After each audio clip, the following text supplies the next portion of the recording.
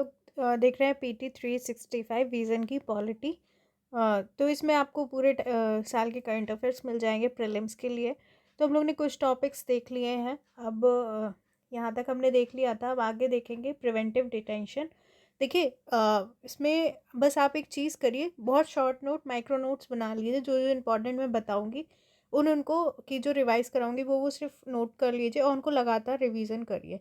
ठीक है, आपको कोई मेहनत नहीं करनी है, बस आपको एक मेहनत करनी है कि आपको रिवाइज करना है। अब देखेंगे सिक्स टॉपिक, प्रिवेंटिव डिटेंशन।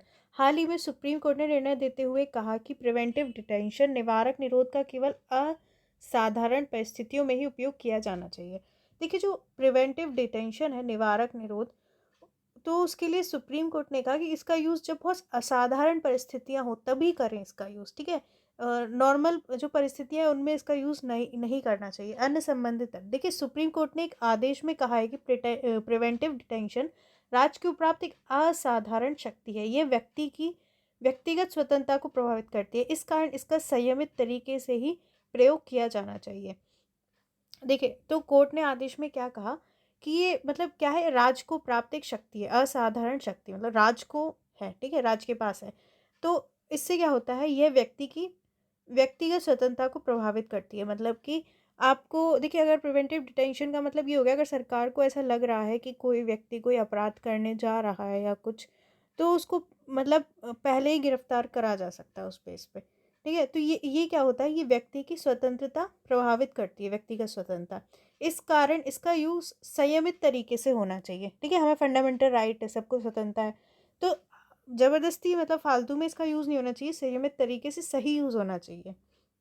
न्यायालय ने कानून और व्यवस्था की परिस्थितियों और लोक व्यवस्था के भंग होने के बीच अंतर किया है। प्रिवेंटिव डिटेंशन केवल लोक व्यवस्था के भंग होने की स्थिति में ही लागू किया जा सकता है, ना कि कानून और व्यवस्था से संबंधित परिस्थिति में। देखिए, यहाँ पे दो वर्ड्स है। न्यायालय ने कहा कि कानून और व्यवस्था की परिस्थितियाँ, ठीक है, मतलब कानून का कोई उल्लंघन हो रहा है, ठीक है, ये व्यवस्था खराब हो रही है, और लोक व्यवस्था के भंग होना, और एक लोक व्यवस्था भंग हो रही है, ठीक है, कहीं की, के बीच अंतर किया है उसने। ये दो दो मैं आपको बता रही हूँ, शब्दों पे ध्यान देकर पढ़िए। प्रिवेंटिव डिटेंशन केवल लोक व्यवस्था के भंग होने की स्थिति में लागू किया जा सकता है। अगर लोक व्यवस्था भंग हो रही है तो ही प्रिवेंटिव डिटेंशन करना है, ना कि कानून और व्यवस्था से संबंधित परिस्थितियों में। हमें कब करना है, लोक व्यवस्था भंग होने पे। अब देखेंगे प्रिवेंटिव डिटेंशन है क्या। प्रिवेंटिव डिटेंशन के बारे में, प्रिवेंटिव डिटेंशन का अर्थ है अपराध करने से पहले ही किसी व्यक्ति को हिरासत में लेना। मतलब मान लीजिए कि अभी आपने, मतलब आपको पकड़ा गया है कि आप कोई चोरी करने वाले थे। ठीक है, मतलब समझाने के लिए बता रही हूँ कि आप चोरी करने वाले थे, आपने की नहीं है, लेकिन कहीं से पता चला है कि आप चोरी करने वाले थे, तो आपको पहले ही क्या बोलते हैं, हिरासत में ले लिया गया। तो आपने भी अपराध किया नहीं है, तो अपराध करने से पहले किसी व्यक्ति को हिरासत में लेना प्रिवेंटिव डिटेंशन कहलाता है, जो कानून और व्यवस्था की समझ खतरा उत्पन्न कर सकता है। अब देखिए, ये कहाँ पे उपयोगी होता है। मान लो कोई टेररिस्ट है, तो वो क्या है, कोई योजना बना रहा है कहीं कुछ करने की, और सरकार को पता चल जाए तो उसको ले सकते, उसको मतलब अगर आप गिरफ्तार करते हैं तो मतलब ये इस लिए फ़ायदा पहुंचाती है। तो कानून और व्यवस्था की समझ खतरा उत्पन्न हो सकता है। ठीक है, अगर वो ऐसा काम करने वाला है इससे कानून व्यवस्था की समझ खतरा उत्पन्न कर सकता है। ऐसा व्यक्ति अभी तक कोई अपराध नहीं किया होता है, लेकिन अभी उसने कोई अपराध नहीं किया है, लेकिन प्राधिकारियों को लगता है कि वह ऐसा कर सकता है। ऐसे में व्यक्ति द्वारा भविष्य में किसी अपराध को अंजाम देने से रोकने हेतु उसे डिटेन, गिरफ्तार किया जाता है। अगर मतलब अधिकारियों को लगता है कि ये, सॉरी, हाँ, तो मैं आपको बताई थी कि अधिकारियों को लगता है कि वह ऐसा कर सकता है, मतलब कि अभी ये कोई अपराध करने वाला है, अभी उसने किया नहीं है, ऐसे व्यक्ति द्वारा भविष्य में मतलब उसको अपराध करने से रोकने के लिए उसे गिरफ्तार किया जाता है, डिटेन किया जाता है। ठीक है, पहले हम पढ़ लेते हैं। इसके तहत व्यक्ति को बिना कोई मुकदमा चला हिरासत में रखा जाता है। उस पर कोई मुकदमा नहीं चलाया जाता, लेकिन उसको हिरासत में रखा जाता है। भारत का संविधान आर्टिकल 22 क्लॉज 1 और 22 क्लॉज 2, ठीक है, के तहत गिरफ्तारी हिरासत से सुरक्षा प्रदान करता है। तो भारत का जो संविधान में जो अनुच्छेद 22 का पार्ट 1 और 2 है के तहत ये क्या है, गिरफ्तारी और हिरासत से हमें सुरक्षा प्रदान करता है। ये आर्टिकल्स ध्यान रखिए। ठीक है, यह सुरक्षा प्रिवेंटिव डिटेंशन कानूनों के तहत गिरफ्तार हिरासत में लिए गए व्यक्ति के लिए उपलब्ध नहीं है। Article 22 clause 3। ठीक है, तो आर्टिकल 22 के क्लॉज 1 और 2 में तो यह है कि जो हमारा अनुच्छेद 22 है उसमें कि गिरफ्तारी और हिरासत से मतलब व्यक्ति को सुरक्षा प्रदान करता है। ये फंडामेंटल राइट्स में हमें दिया हुआ है हमारे। लेकिन ये सुरक्षा हमें प्रिवेंटिव डिटेंशन कानूनों के तहत नहीं दी गई है। ठीक है, ये क्लॉज 3 में ध्यान रखें। निम्नलिखित कुछ कानून हैं जिन्हें प्रिवेंटिव डिटेंशन के प्रावधान किए गए हैं। तो कौन से कानून है जिसमें प्रिवेंटिव डिटेंशन के प्रावधान किए गए हैं? जिसमें है दंड प्रक्रिया संहिता, narcotic drugs and psychotropic substance act 1985, गैर कानूनी गतिविधियां रोकथाम अधिनियम आदि, इनमें प्रावधान किए गए हैं। दंड प्रक्रिया संहिता सीआरपीसी की धारा 151 के अंतर्गत प्रिवेंटिव डिटेंशन के तहत गिरफ्तारी का प्रावधान करती है। तो जो सीआरपीसी की धारा है, ठीक है, 151, उसके तहत प्रिवेंटिव डिटेंशन के तहत गिरफ्तारी का प्रावधान करती है, कि मतलब प्रिवेंटिव डिटेंशन के तहत गिरफ्तारी की जाती है। तो कुछ धारा मैंने आपको बताया कि इंपॉर्टेंट होती है, वो ध्यान रखना है। सीआरपीसी की धारा 151 के अनुसार यदि पुलिस को लगता है कि किसी संज्ञेय अपराध को रोकने के लिए प्रिवेंटिव डिटेंशन के तहत गिरफ्तारी करना आवश्यक है, तो उसे ऐसा करने का अधिकार है। देखिए, संज्ञेय अपराध मतलब जब पुलिस बिना वारंट के गिरफ्तार कर सकती है। तो पुलिस को लगता है कि मतलब कोई संज्ञेय अपराध को रोकने के लिए प्रिवेंटिव डिटेंशन के तहत गिरफ्तारी आवश्यक है, तो वो ऐसा कर सकती है, गिरफ्तार कर सकती है। अब हम ये जो हमें चीज़ें दी गई हैं वो देखते हैं। तो देखते हैं गिरफ्तारी और प्रिवेंटिव डिटेंशन के खिलाफ संवैधानिक उपाय क्या है। मतलब आपको गिरफ्तार करते हैं या फिर आपका प्रिवेंटिव डिटेंशन करते हैं, तो उसके खिलाफ आपको क्या संवैधानिक सुरक्षा उपाय मिले हुए हैं। तो आर्टिकल 22 का क्लॉज 1 कहता है किसी भी व्यक्ति को गिरफ्तारी के कारणों की जानकारी दे बिना उसे कस्टडी में रखकर डिटेन नहीं किया जा सकता या अपनी रुचि के वकील से परामर्श करने बचाव करने के अधिकार से वंचित नहीं किया जा सकता। मतलब ऐसा नहीं कि आपको बिना कारण बताए आपको गिरफ्तार कर लेंगे, ठीक है, फिर तो ये ब्रिटिश वाला कानून हो गया, बिना वकील बिना दलील वाला। ठीक है, तो मतलब कि आपके गिरफ्तारी के कारण आपको बताए जाए, बिना बताए आपको नहीं गिरफ्तार कर सकते। ठीक है, और ऐसा भी नहीं कर सकते कि उन्हें वकील से बातचीत ना करने दिया जाए, बचाव का उन्हें अधिकार नहीं दिया जाए। बचाव का अधिकार दिया जाएगा। ठीक है, फिर आर्टिकल 22 का क्लॉज 2 कहता है प्रत्येक व्यक्ति जिसे गिरफ्तार किया गया है या कस्टडी में रखकर डिटेन किया गया है उसे ऐसी गिरफ्तारी के 24 घंटे के भीतर मजिस्ट्रेट के समक्ष पेश किया जाएगा। ठीक है, अगर ऐसा कोई व्यक्ति है जिसे मतलब गिरफ्तार किया गया है, ठीक है, तो उसे क्या है 24 घंटे के भीतर मजिस्ट्रेट के समक्ष पेश किया जाएगा। मजिस्ट्रेट के आदेश के बिना किसी भी व्यक्ति को 24 घंटे से अधिक समय के लिए कस्टडी में रखकर डिटेन नहीं किया जा सकता। तो मतलब 24 घंटे से ज़्यादा बिना मजिस्ट्रेट के आदेश के 24 घंटे से अधिक समय के लिए आपको कस्टडी में नहीं रख सकते हैं। ठीक है, तो यहाँ पे हमारे क्लॉज 2 में ये बोला गया है कि आपको 24 घंटे के भीतर मजिस्ट्रेट के समक्ष पेश किया जाएगा और 24 घंटे से ज़्यादा नहीं रख सकते बिना मजिस्ट्रेट के आदेश के।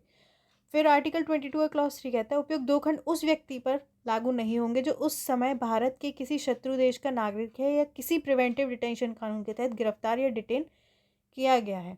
तो देखिए, पहले में कहा गया है कि आपको मतलब बताएंगे कारण क्या है, आपको वकील से बात करने देंगे। दूसरे में है कि 24 घंटे से ज़्यादा बिना मजिस्ट्रेट की समक्ष पेश किए नहीं रखा जाएगा।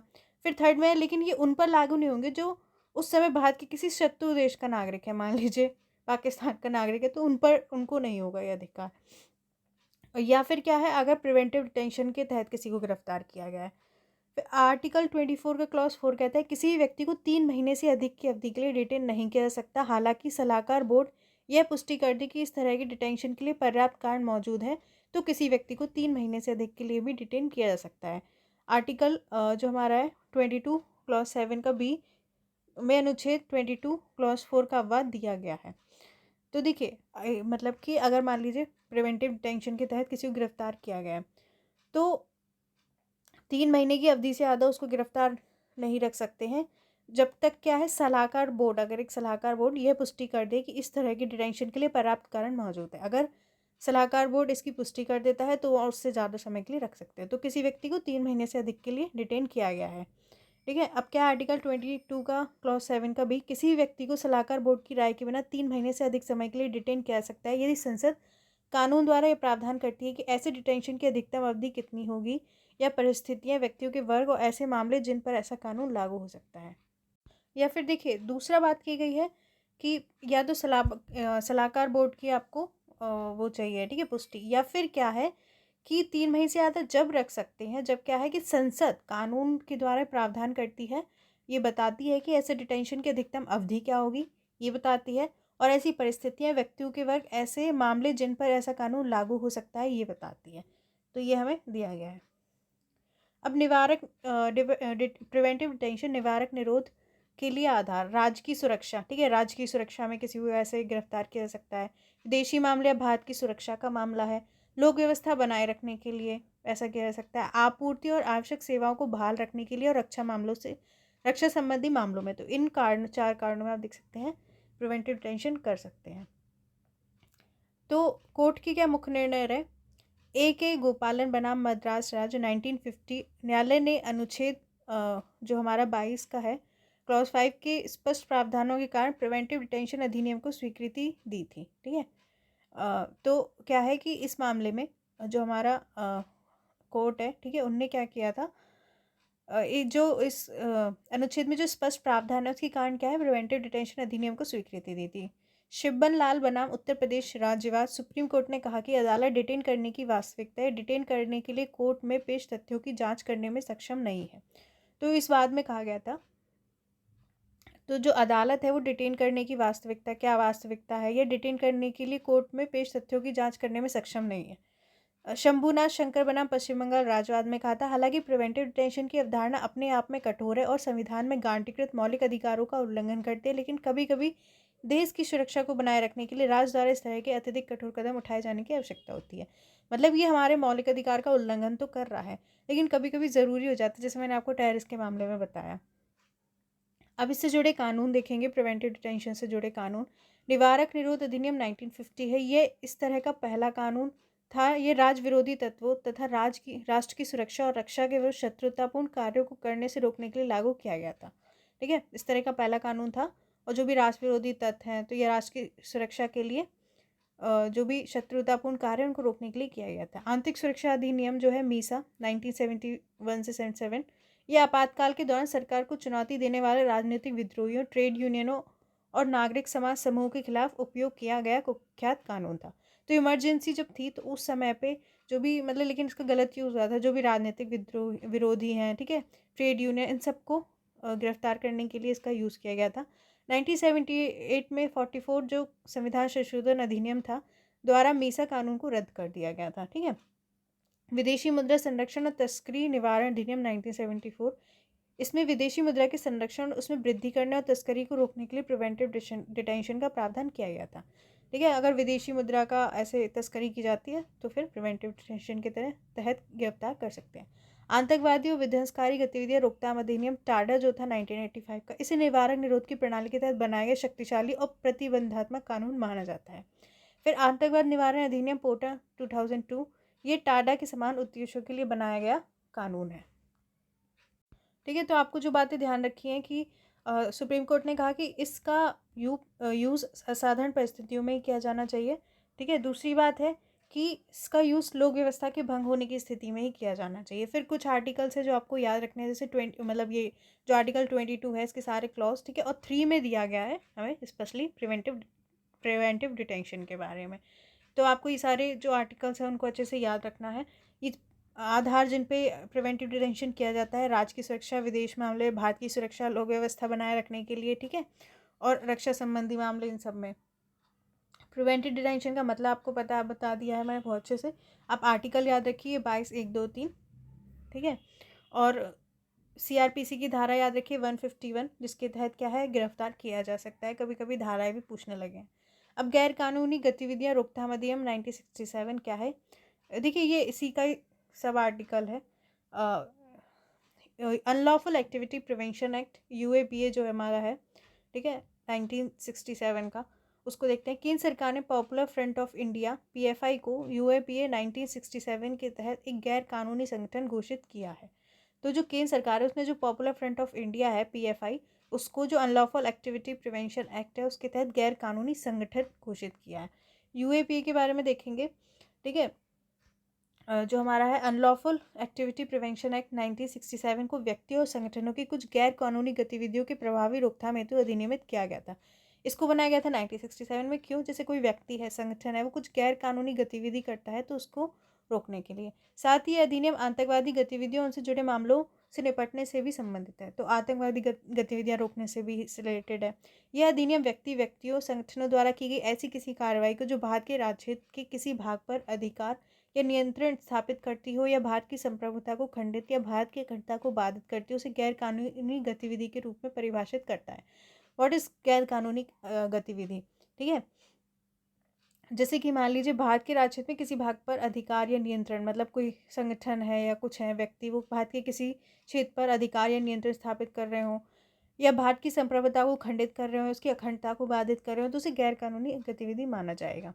यूएपीए के तहत मामलों की जांच राज्य पुलिस और राष्ट्रीय जांच एजेंसी एनआईए दोनों द्वारा की जा सकती है। तो इसके तहत जांच कौन कर सकता है? राज्य पुलिस या एनआईए कर सकता है, राष्ट्रीय जांच एजेंसी। यह अधिनियम केंद्र सरकार को गैर कानूनी घोषित किए गए संगठनों को अखिल भारतीय स्तर पर प्रतिबंधित करने की शक्ति प्रदान करता है। तो क्या है, जो भी मतलब पूरे इंडिया के स्तर पे इनको प्रतिबंधित किया जा सकता है। ठीक है, अखिल भारतीय स्तर पर यह प्रतिबंधित व्यक्ति संगठन को अधिकरण के माध्यम से अपील की सुनवाई के लिए भी अधिकार प्रदान करता है। लेकिन ऐसा व्यक्ति हो या फिर संगठन है तो वो क्या है, अधिकरण के माध्यम से अपील कर सकता है, उनको ये अधिकार है। अधिनियम के तहत भारतीय नागरिक और विदेशी नागरिक दोनों पर मुकदमा चलाया जा सकता है। अब देखिए, भारतीय नागरिक और विदेशी नागरिक दोनों पे मुकदमा चल सकता है। इसके अलावा भारत के बाहर विदेशी भूमि पर अपराध किए जाने वाले अधिनियम के तहत उसी रीति से अपराधियों पर कानूनी कार्रवाई की जाती है।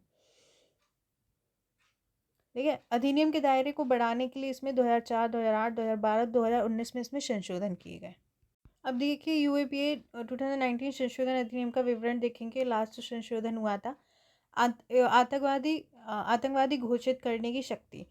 केंद्र सरकार किसी दोषी संगठन को आतंकवादी संगठन के रूप में घोषित कर सकती है यदि वह आतंकवादी गतिविधियों को अंजाम देता है, उसमें भाग लेता है, आतंकवाद के लिए तैयारी करता है और आतंकवाद को बढ़ावा देता है, किसी अन्य प्रकार के आतंकवाद में शामिल है। अधिनियम सरकार को उपयुक्त आधार पर दोषी व्यक्तियों को भी आतंकवादी के रूप में घोषित करने का अधिकार देता है। तो इसके अंतर्गत क्या है, जो केंद्र सरकार है वो क्या है, दोषी संगठन को टेररिस्ट ऑर्गेनाइजेशन घोषित कर सकती है यदि वो इस तरीके की कोई गतिविधि करता है। अब देखिए, इसमें क्या है, दोषी व्यक्ति को भी, मतलब एक व्यक्ति है उसको भी टेररिस्ट घोषित कर सकते हैं। एनआईए द्वारा संपत्ति जब्त करने के लिए मंजूरी। जांच अधिकारी को आतंकवाद से जुड़ी संपत्तियों को जब्त करने के लिए पुलिस महानिदेशक डीजीपी से पूर्व मंजूरी लेनी होगी। तो एनआईए को क्या है, संपत्ति को जब्त करने से पहले पुलिस महानिदेशक की मंजूरी लेनी होगी। एनआईए द्वारा जांच डीएसपी और एसीपी या उससे ऊपर के रैंक के अधिकारियों द्वारा जांच की जा सकती है। यह अधिनियम एनआईए में इंस्पेक्टर या उससे ऊपर की रैंक के अधिकारियों को मामले की जांच करने का अधिकार देता है। तो कौन कर सकता है? डीएसपी या एसीपी या उससे ऊपर के रैंक का अधिकारी कर सकता है। तो यह अधिनियम क्या है, एनआईए में इंस्पेक्टर या उसके ऊपर के रैंक के अधिकारियों को मामले की जांच करने का अधिकार देता है। कन्वेंशन मूल अधिकारियों के तहत 9 संधियों को सूचीबद्ध किया गया। इसमें आतंकवादी बमबारी का दमन करने संबंधी अंतर्राष्ट्रीय कन्वेंशन 1997, बंधक बनाने के विरुद्ध कन्वेंशन 1977 आदि शामिल है। यूएपी अधिनियम 2019 के तहत परमाणु आतंकवाद से संबंधित कृत्यों के दमन हेतु अंतर्राष्ट्रीय कन्वेंशन 2005 को सूची में जोड़ा गया है। ठीक है, अब इनका कुछ फुल फॉर्म्स हैं। International convention for suppression of terrorist bombing, convention against taking of hostages, international convention for suppression of act of nuclear terrorism, इनकी फुल फॉर्म है। तो ठीक है, अब यूएपीए के बारे में कुछ चीज़ें ध्यान रखिए कि अभी पीएफआई को ऐसा घोषित किया गया है। ठीक है, कोई भी ऐसी गतिविधि करता है, ठीक है, जांच कौन करता है, राज्य पुलिस या एनआईए। और इसमें मतलब भारतीय नागरिक और विदेशी नागरिक दोनों पे मुकदमा चलाया जा सकता है और अपील का अधिकार होता है अधिकरण के माध्यम से। अभी इसमें संशोधन जो किया गया था उसमें दोषी संगठन या दोषी व्यक्ति को टेररिस्ट घोषित कर सकते हैं। और ये सब आपको जो मैंने आपको बताया ध्यान रखना है। तो चलिए हम इतने ही टॉपिक करते हैं आज। नेक्स्ट टॉपिक हम कल देखेंगे, फ़ोन टैपिंग वगैरह। देखिए, अगर आपको पसंद आ रहा है, आप चाह रहे हैं कंटिन्यू करें, तो आप इसको ज़्यादा से ज़्यादा शेयर करिए। आपको पसंद आ रहा है तो सब्सक्राइब ज़रूर करिए, तो फिर इसको कंटिन्यू किया जाएगा। ठीक है, और थैंक यू, बाय।